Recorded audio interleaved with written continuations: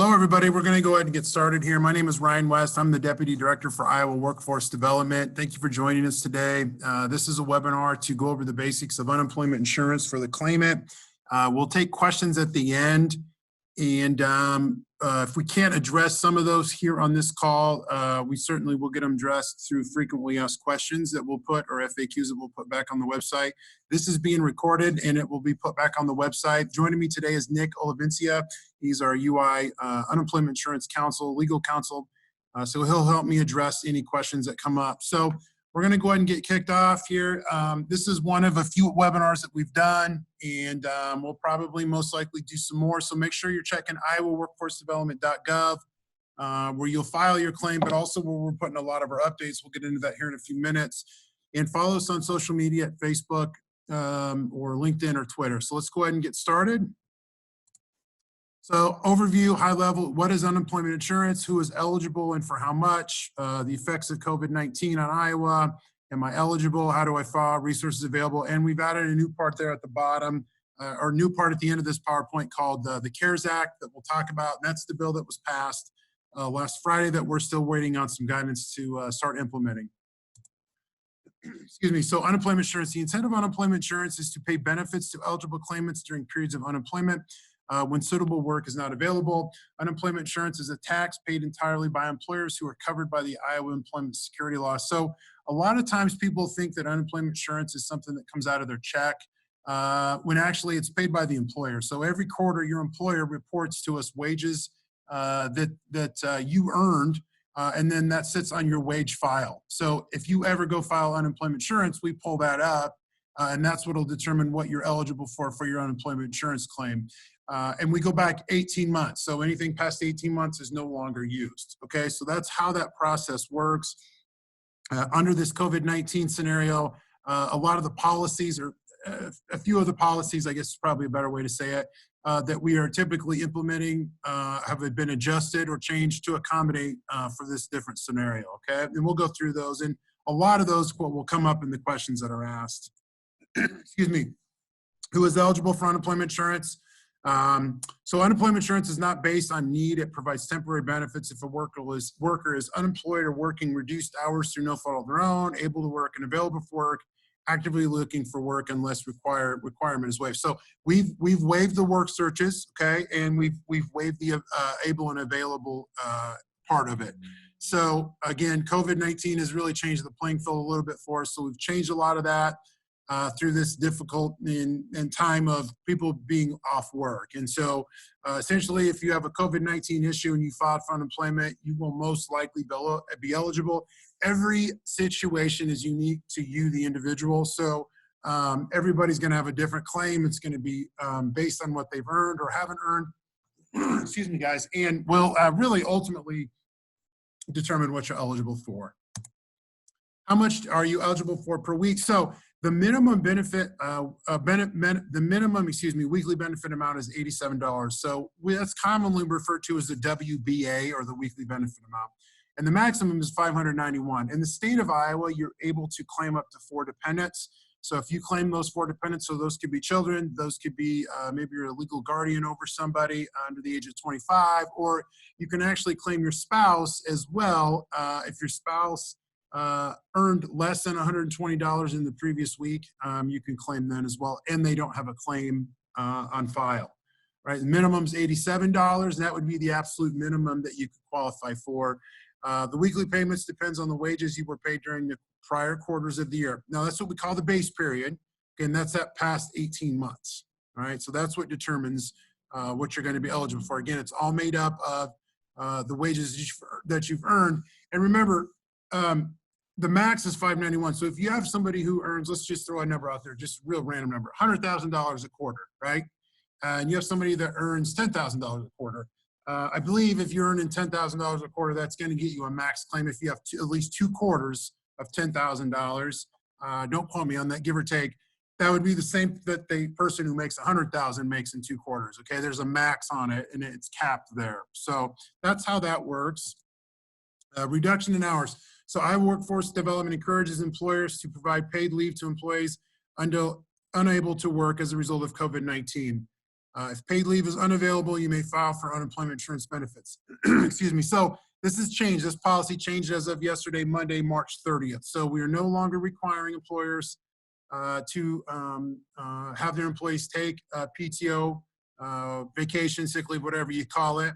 And the reason that was changed was because of the verbiage that came out of the CARES Act that kind of didn't make sense for us to continue to do it that way. And so that change has been put into place. More information is available. The press release that we released, just go out to iowaworkforcedevelopment.gov. I believe that's right on our homepage, so you can be able to check that out. All right. So, but in a nutshell, if you have a COVID-19 situation, you should be able to file for unemployment insurance. We'll work through those claims and explain that here as we go.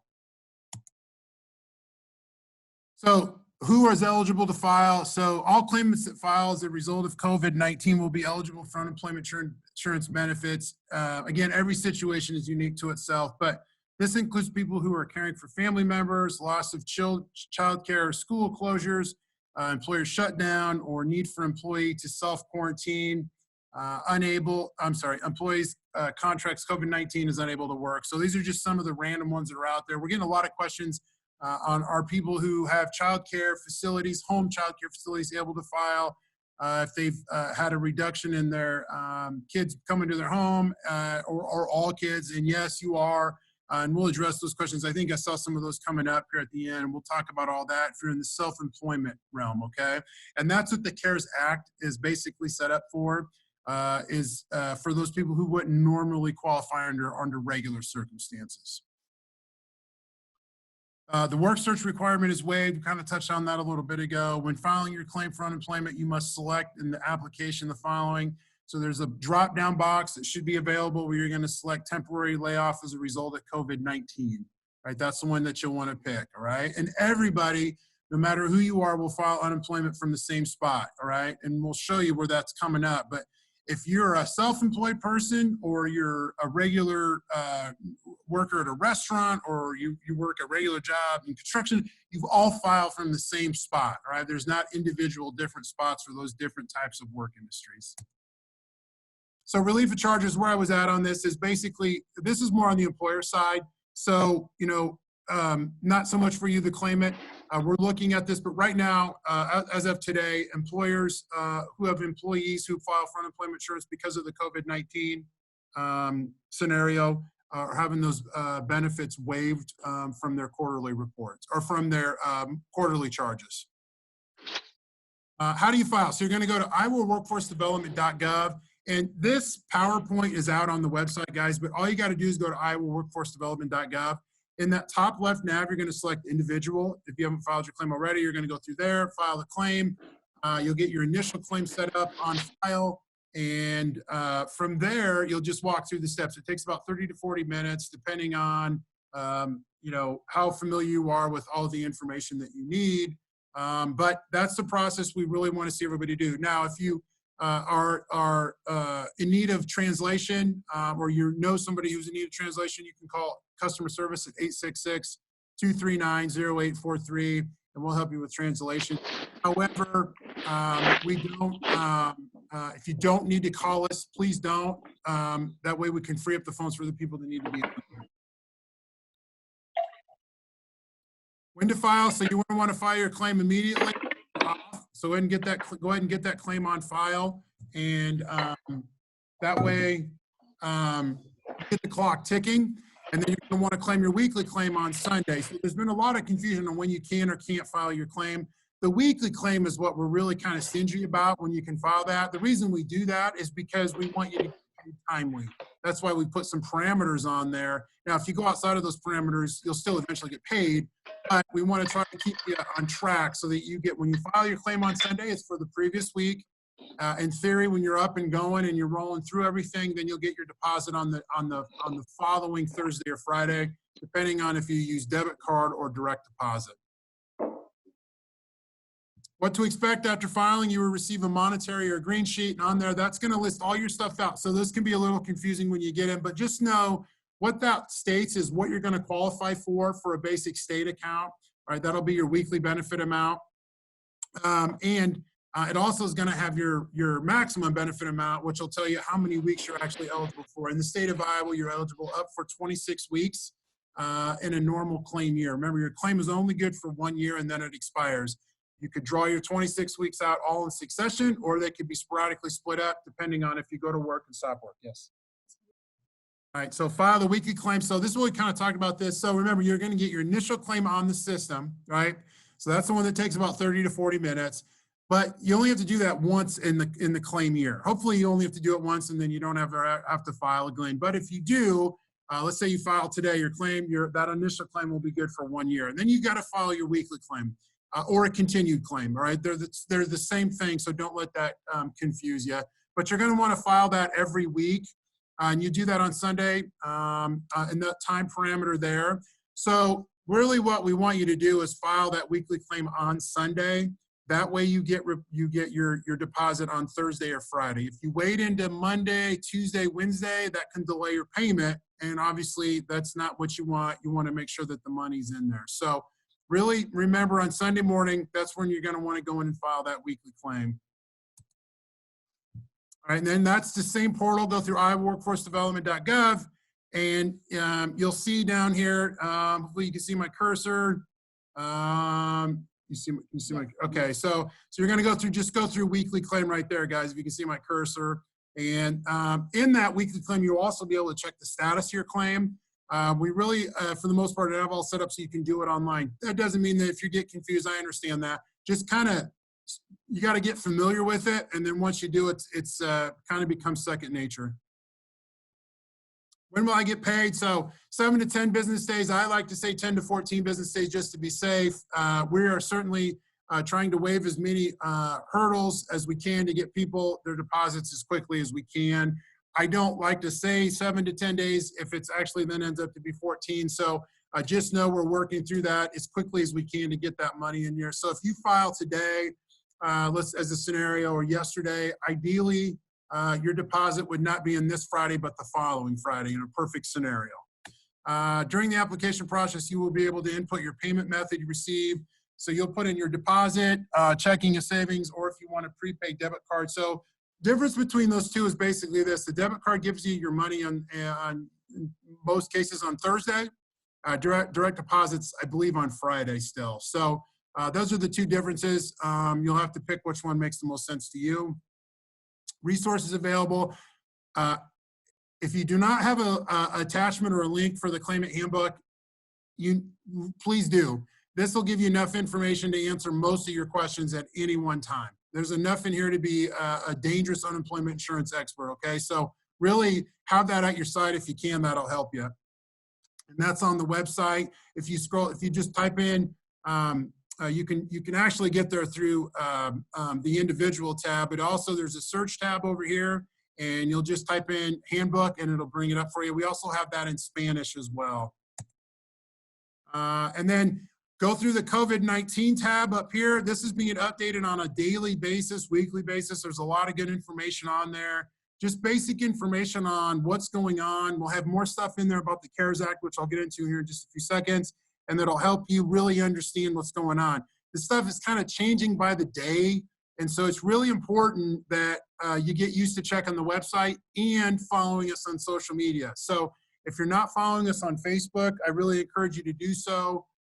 You don't have to be a Facebook expert by any means, but at least you'll see a lot of the updates that we're putting out there. I imagine a lot of you already are. That's how you got the link to this actual webinar. But if you're not, we're also on Twitter and LinkedIn.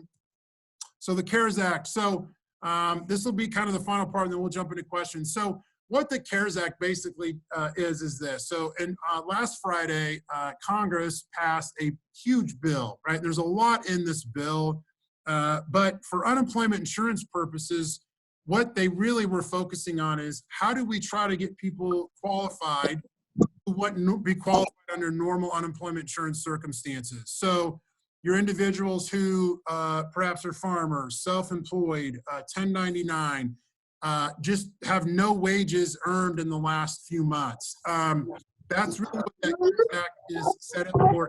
And there's a part in there where they're going to administer an extra $600 per week to people who are on unemployment and I'll explain that in a second. But what we need everybody to realize is the CARES Act was passed, but we as an agency, Iowa Workforce Development, still have to have our guidance from the Department of Labor, as do all the states. So we're all kind of in holding pattern right now till we get that final guidance that's going to tell us how we can administer some of this stuff. So we're working through it, and no doubt there may be some stuff that'll be a little retroactive, and we'll work through that. But that's really what the CARES Act is. So you have a lot of you individuals will just qualify for a normal unemployment insurance claim. The CARES Act is designed to help people in the self-employed 1099 area, or folks who just don't have any wages. And then there's also an additional $600. So if you qualify for like a $400 claim, just as an example here in Iowa, all right, then you will get an extra $600 with that. Okay, and that's not just in Iowa, that's in all 50 states, District of Columbia, the Virgin Islands, and some other places that fall under unemployment insurance federal guidelines. So remember, unemployment insurance in the state is a federally mandated program. The state administers it. So there's a lot in that bill. We're working through it as we get our guidance from our leadership through the Department of Labor. We will make sure that that stuff is added in there. So what do you need to do? Well, you just need to get your claim filed. So if you're a self-employed individual, get your claim on file if you haven't already. If you're a child care, get your claim filed. If you're a teacher, you can file for unemployment insurance. If you're a bus driver, you can file for unemployment insurance. Those folks who are in them circumstances where normally they couldn't, again, in most cases, you're going to be able to file. As Nick said, though, you know, you're obviously your employer will trump if they have work available, and those circumstances may be a little different. So every situation will be unique to itself. So what I'd like to do now is kind of jump through the questions. Before I do, though, here are our contact information available. And I'll leave that screen up, and I'm going to go ahead and go into the questions. So thank you, Molly. Someone works a full-time job as well as my part-time job. They are still able to work the full-time job, but the part-time job is shut down due to the virus. Would they be eligible for anything as far as losing that part-time job goes with unemployment and the stimulus? So they can certainly file. However, most likely their full-time weekly wages will supersede anything that would be available in unemployment insurance purposes. That's a good question. That's kind of a unique one. One of the things that comes up a lot are for people with partial jobs. What I want to do on this one really quick is, let me address this one. Yes, you can file. However, most likely those full-time wages that you'll have to report every week will supersede that. Yeah. And then the other part of that I want to cover is let's say you don't have that full-time job. Let's say we got somebody who just has a part-time job. Or let me back that up. Let's say we have somebody who has a full-time job and they get reduced hours. They can file for unemployment insurance as well. Just remember, you're going to want to report any wages that you're earning in that week. So you file your claim today, right, because you've had reduced wages. You go through the week. Let's say you only work 20 hours this week, okay? When you go to file that weekly claim next Sunday, it'll be for this week that we're in right now. You would claim that money that you earned in this week, right? So I don't want it to be too confusing. I don't want it to get too convoluted, but just know if you have a reduction in hours, you certainly can file. It just doesn't necessarily that you're going to get anything on unemployment insurance purposes. And for that specific question, that individual, you are not unemployed under the definition. If somehow that were to accidentally trigger the $600 additional payment, you are most likely going to have an overpayment and have to pay that back along with any other penalties. So to be unemployed, you need to have your primary position needs to be impacted, not your temporary position. So if you're full-time, you are employed. If you are full-time plus part-time, you are overemployed. So if you lose that temporary, you're still employed full-time. Yep. Question 2, I'm self-employed and already filed a claim on 3/24 before CARES Act went into effect. I filed my weekly claim on Sunday. Should I reapply? I haven't heard anything yet. No. Good question. And no, you do not need to refile. So you're most likely, what we're doing with your claim, I'm assuming whoever put this question in, you don't have any wages reported on yet. So you're a traditional self-employed individual. So as soon as we have guidance, your claim's basically in a holding tank, for lack of a term. And when we filed the guidance, you should qualify under the CARES Act. So good question. Just sit tight on that one, and we'll work through those. There will be a lot in those scenarios. Make sure you continue to file your weekly claim, okay? So good question. If an employee's hours have been reduced and they are applying for partial unemployment benefits, do they still receive the 600 weekly additional benefit? Yeah, I don't think we have complete guidance on this yet, so we're still waiting. Good question. I would suggest just keep file your weekly claim. We don't have all the parameters of that $600 yet, guys. So when we do, that'll be a guidance. That'll probably be a webinar within itself, quite honestly. A webinar where my battery doesn't apparently die and we don't have to cut it off in the middle as well. But yeah, we're still waiting on guidance on that. Out of concern for my health and well-being, I discontinued driving for Uber Technologies Inc., my sole source of income, on March 19, 2020, believing that I was not eligible for benefits as a 1099 worker. I did not apply for unemployment benefits until the CARES Act bill was signed into law on March 26. Will there be retroactive benefits for a person in my position? So no, well, potentially on the $600, we just don't know yet. So your claim's on file, just continue to file your weekly benefit. Again, there's a lot of unknowns on those $600 questions. Good question. And I know I'm not really answering it the way you want it at this point, but we simply don't have all those answers yet. I will suggest, though, you're on track with the claim being filed. So continue to file your weekly. At this point, you should have filed a weekly claim. Oh, you have not applied for unemployment benefits, or you just filed. So that's okay. So this weekend, then you'll want to file your weekly claim. I'm sorry. That was a long-winded way of me getting to the answer there. Will you please address how benefits for 1099 worker previously not eligible for unemployment under the CARES Act bill signed into law on March 26 will be calculated? Are you able to collect 1099s from employers or your W-2s, or will need to submit? Good question. Yeah, have your 1099s available. You answer this. Yeah, on this, it'll be like disaster unemployment assistance. And if you have never had to go through that, you will need to provide proof of income and wages and how the coronavirus has indeed impacted you from doing your job. So I would start getting all that information ready to submit to us, but there has to be a proof of wages, or not wages, proof of income, and proof that this has indeed impacted your job. Yeah, good question. So that's one of the things we'll get kind of final guidance on. Understanding that we haven't been able to, most people I don't think have maybe completed taxes for 2019. So that's going to, be a little bit different parameter that we'll have to work through. So to answer your question, yes, we're going to have to do that. We just don't know all of it, as Nick said. If I am considered furloughed due to COVID-19, am getting dropped down to 20 hours per week from full-time, do I qualify? Yes, you do. Go ahead and file. Just remember, you're going to want to claim your wages when you file your weekly claims. And you have a question on there, or am I still required to use my PTO first? No, the PTO policy changed. Assuming you haven't, if you filed your claim 2 or 3 weeks ago, you would have needed to use up that PTO under that process. If you're done with that now, you should be good. Either way, that policy should change now, and you should be able to claim for the week. So that should free it up. Yeah. Please cover how self-employed employees.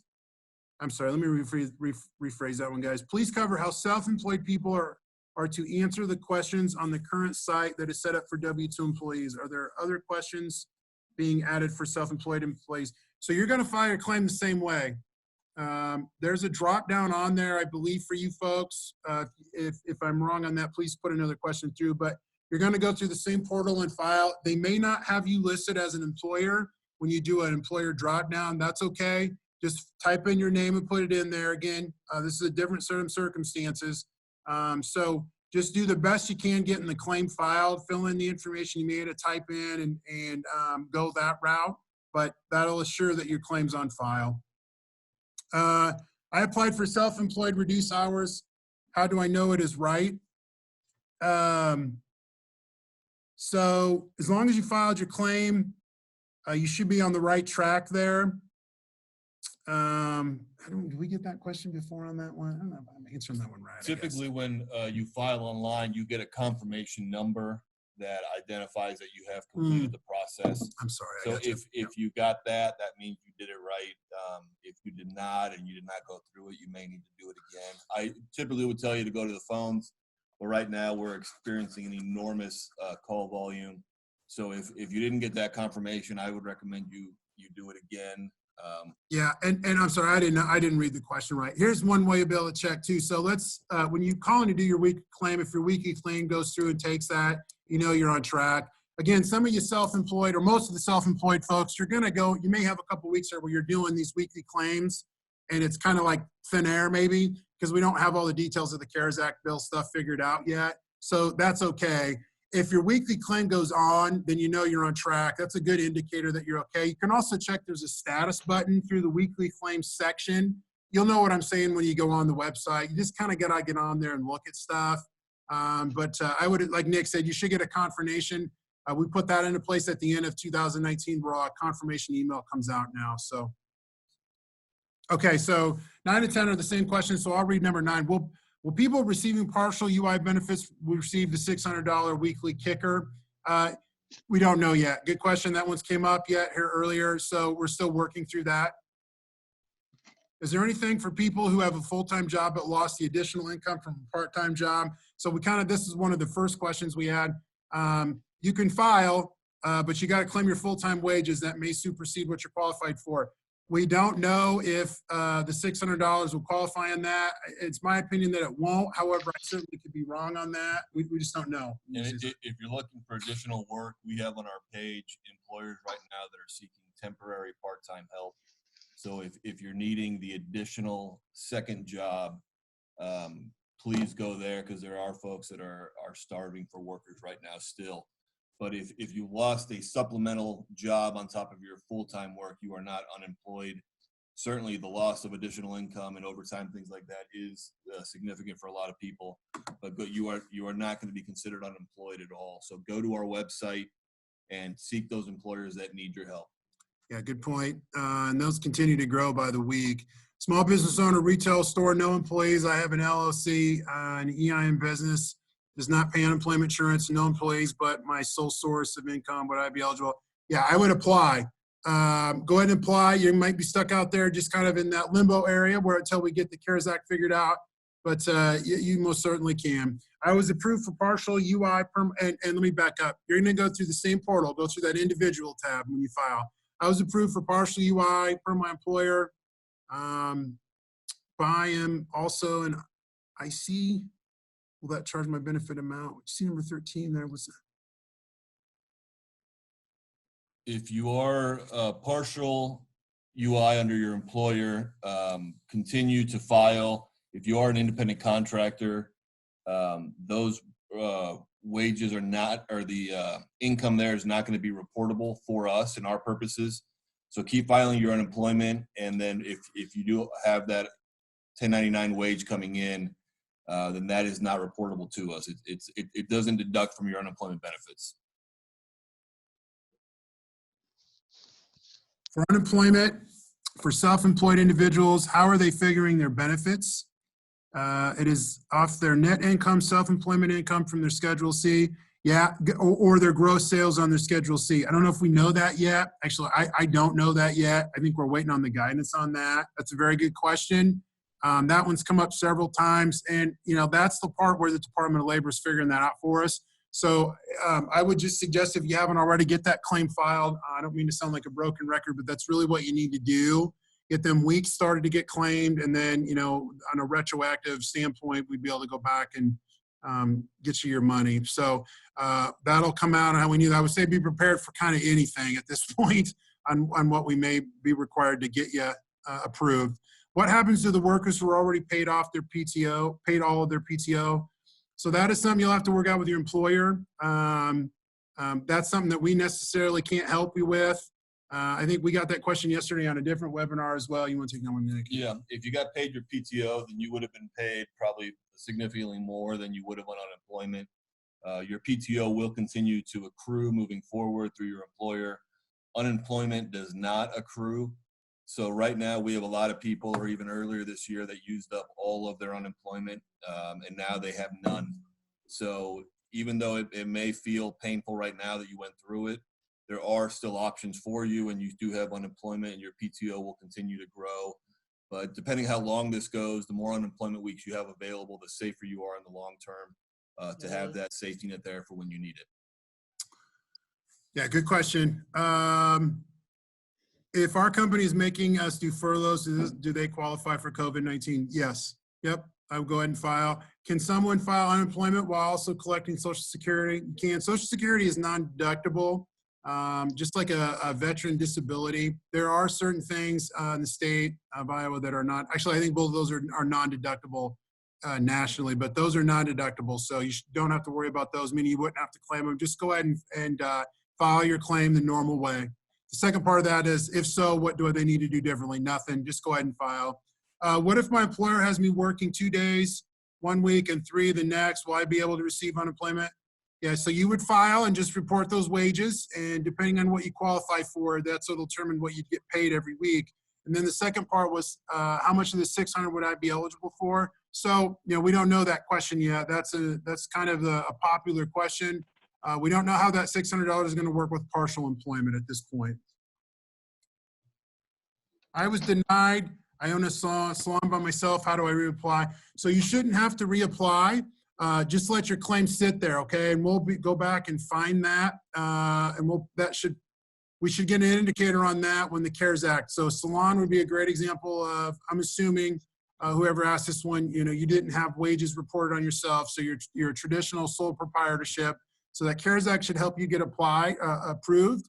So that claim's sitting in there, and we'll go back and we'll do a pull back on those that didn't to make sure that we get all those grouped in. So what you should do is continue to try to file a weekly claim. If it's not letting you, don't panic on that. And I will, what I'll do on that is I will get a more streamlined answer on that one and put that back on our frequently asked questions part of our website. So don't panic on that. We're gonna have a lot of people in that scenario.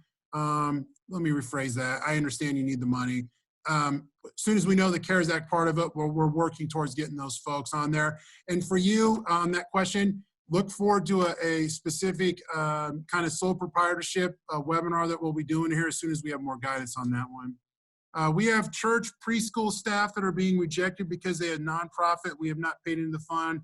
Yes, this is the same thing as the previous question. So those folks will most likely qualify under the CARES Act. That's set up for them to get qualified. Remember, the CARES Act is set up for anybody who doesn't qualify under normal circumstances, right?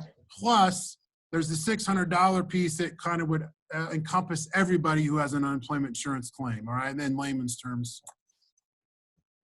22 is the same one. Oh, okay.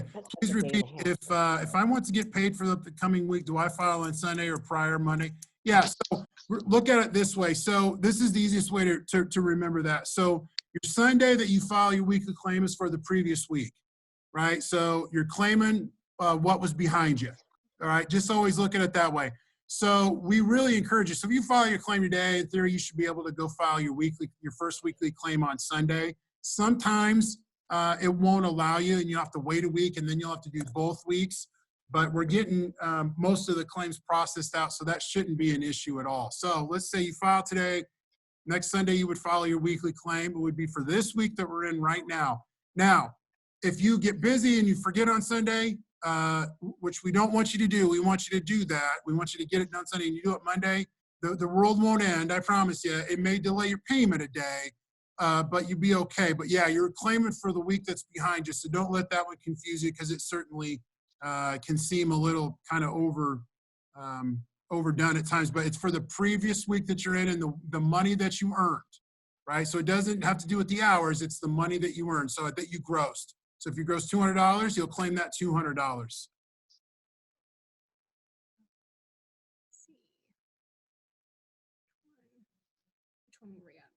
Sorry guys, we're cleaning up our questions here. We're in 23. Okay, so what if we have a claim on file? Do we ceiling to file? No, you'll just file your weekly claim, and you should be good there, okay? I hope I answered that one for you. It was a quick-winded way, but so everyone on unemployment will receive the $600. Well, we're not really sure on that yet. We're We're working through the actual guidance on that. You know, in the initial CARES Act, that's kind of how it's written and it was interpreted, and we don't have any reason to believe it won't be. What we have to figure out is how it's applied to everybody. So, you know, I think it'll apply to people different than if you're part-time versus people who are sole proprietors. We just don't know yet. That doesn't mean you wouldn't get the full $600. We got to work through that. Again, as soon as we have that information, we'll get it out to you. If I'm self-employed and can't pay myself due to paying staff, can I file for unemployment? Yeah, you certainly can. Good question. Get your claim on the system. If someone works 2 part-time jobs, one is self-employment and one is not, and both jobs have been affected by COVID, one part-time job is still paying normal wages, but payment has stopped completely from self-employment. Is it advantageous for them to, man, I can't see, for them to apply for unemployment? Well, yes, it is. But, you know, we also want you to try to look, everybody to obviously look for employment opportunities that are out there. But yeah, to answer your question, absolutely would be. I originally applied March 19th. I have received my green letter. Yep, that's the monetary statement. I have not done any weekly claims. Should I wait until April 5th? No. So go ahead and actually what you could do is, what I would do today, let me finish the whole question here. Let me go back, Molly, sorry. I can read through them all, it's fine, you're all right. I originally applied March 19th. I have received my green letter. I have not done any claims, any weekly claims. Should I wait until April 5th to file weekly claims for all 3 weeks? Is there a maximum amount of hours you can work and still be eligible due to receive benefits? So I would go ahead and put, your, file your weekly claims today. I'd go ahead and get caught up today, okay? And that'll put at least 2 weeks on for you. The maximum that you report is, I can't really answer that question, not without seeing your claim. I would just report the wages that you've earned. What the cutoff line for you will be is what you're totally eligible for. So on your green sheet there, if it says like $450, all you got to do is go into the claimant handbook section on the website, and there's a real good chart there that shows you how that works. So after $100, it's deducted dollar for dollar. So I know I'm maybe making this more confusing, and I don't mean to be. There's a formula that we use to calculate that for you. But most importantly, you want to go ahead and get those weeks put on. I do that today so that then Sunday, you only got to do for the week that we're in right now. All right, does that make sense? So that's really, that'll make it easier for you, and that way you're on track and you're ready to go. Is that the one we're on?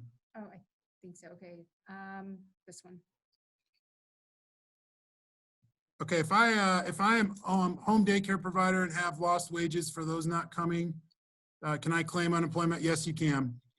I currently have 2 part-time jobs as a massage therapist. One is an employee and one is a 1099 independent contractor. I filed unemployment on the employee wages, but do I need to do anything to add 1099 wages? No, you can't add those on there. I think you're on the right track. You know, once you get your green sheet or your monetary statement, that will really help you determine what you're going to qualify for. If you've already received that, look for the WBA acronym. That's the weekly benefit amount. We use a lot of acronyms on this stuff, guys. A lot of that stuff's broken down in the claimant handbook too, so it can help you kind of understand it a little bit easier. I am self-employed cosmetologist. I worked at 2 assisted living buildings doing hair. Due to COVID-19, I was not able to work to keep this resident safe. I filed the first claim March 15th and was denied. I tried to call many times, but I was unable to talk to anyone due to high call volume. I repeated March 26th after things had changed for employment. I've not heard back. Yeah, just wait for the CARES Act. That's a good question. Just do me a favor, do us a favor, just make sure you're putting those weekly claims on there, okay? Good question. Yeah, you're in that same boat with a lot of the other folks. We just kind of wait tight till we get the CARES Act final verbiage, which we hope comes this week. I don't mean to make this looming out there like it's going to be several months. That's not what I mean. As soon as we get it, though, we will get it on there. If someone's retired military and they have a small amount coming in but lose their full-time job, or they can apply, yes, you can. I believe the military pension depends on what. Oh boy, I can't remember if the military pension is deductible or non-deductible. Do you remember that off the top of your head, Nick? Okay, so I think that's non-deductible. So you should just, either way, file your claim. Yeah, that wouldn't matter. file. So go ahead and file. And I believe that military pension should be non-deductible. That'll be in the handbook on that as well. In the state of Iowa, we have a lot of stuff that is and isn't deductible and non-deductible. So I apologize. I don't remember what it all is off the top of my head. I do believe that one is non-deductible though. Yeah, will IWD make info available in languages other than English and Spanish? Yeah, so you want to call the customer service number. So call, or if you're asking this for somebody or a relative or a family member, obviously, call 866-239-0843, 866-239-0843. You look on the screen, it's going to be the number right down here. And they connect you with the translator. Yeah, and so we have translation that'll help you with that. So that's for the people we want calling. We're trying to have everybody else refrain from calling so those folks can get through. Which one are we on there? What about childcare provider who closed due to prevent illness? Yeah, you can file. Go ahead and file. For COVID-19, if someone misses filing a week, claim things. Geez, let me read that one over. If someone misses filing a claim, weekly claim, they can still go file late and still receive back pay. Now you want to get your claim on. We're not going to go back and do backdating. So if you don't have your claim on file, if you've missed a weekly claim, you should be able to go back and add that. Yes, I would just go on and try to do that today. If you didn't get your initial claim filed 2 weeks ago, you won't be able to get that backdated. Your weekly claim, you should be able to do that. Just go through the online portal, and it should ask if you have multiple weeks to put on. You should be okay there to do that. As an employer, we paid out all PTO today. Will that affect the date our employees are available to apply for unemployment? So I'm assuming then your folks will be eligible today. Yeah, they should be able to file today. They should be able to file when they extended out that PTO. Obviously that stopped. Obviously, let me rephrase that. Since that policy changed yesterday, they could file yesterday really, if they wanted, or today. So that's what I would suggest they do. I hope that answers your question there. But that change kind of frees that up. 1099 employee life insurance agent, the company's allowing virtual meetings and e-signs. I have to learn this and I'm losing weekly commissions. Do I qualify? I would go ahead and file. Yep. Will this video be available after being live? I have coworkers wanting to watch and listen. Well, it would have been really nice if I wouldn't have screwed up the recording, huh? Yes, I think what I'll do on this, you guys, I apologize for the technical difficulty on that. You know, what I think I will do is, yeah, online. We'll send everybody online. This portion of it should be recorded, I believe. And we'll post it on our webpage. So yeah, to answer your question, it'll be on the webpage. We also have, there we go. We put it on the webpage. We most likely will do another one of these too, quite honestly, as changes come out. So for your coworkers and them, yes, we'll have it on the webpage. We actually have one out on the webpage now that's available. It's a week older, so some of the information has changed, but there's a lot of good information there still yet. Which one are we on?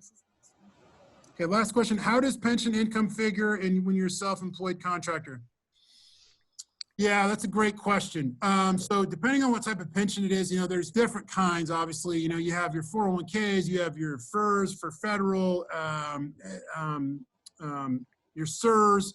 So what I would suggest is when you file, let me read that question again. How does the pension income figure in when you're a self-employed contractor? You may have to report that. What can you type in what kind of pension you have? You mind? I hate to ask that if you're still on. Oh, I can read it right here. Sorry, we're doing this one on the fly. If everybody don't mind, I guess everybody can see the answer to this one, but that may be helpful. School pension. Okay, good question. Nick, on that one, so she has a school pension, but now she's an employed contractor. Is that non-deductible? I think that was deductible, isn't it? I'll regardless. I think it's non-deductible, but if you are now also self-employed, you're going to want to report all of it, and then we'll figure out what it's going to be. Cheryl, I feel like I'm not addressing your question right. You know what? Do we have her email? That question that came through? Yes. Okay, I'll email you. Let me get you a better answer on that one.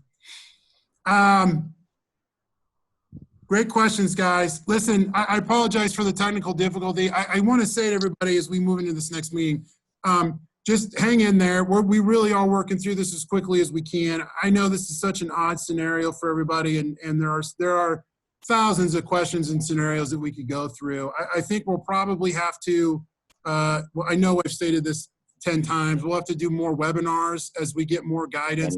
Look, that's why we want you following us on our website and our social media stuff.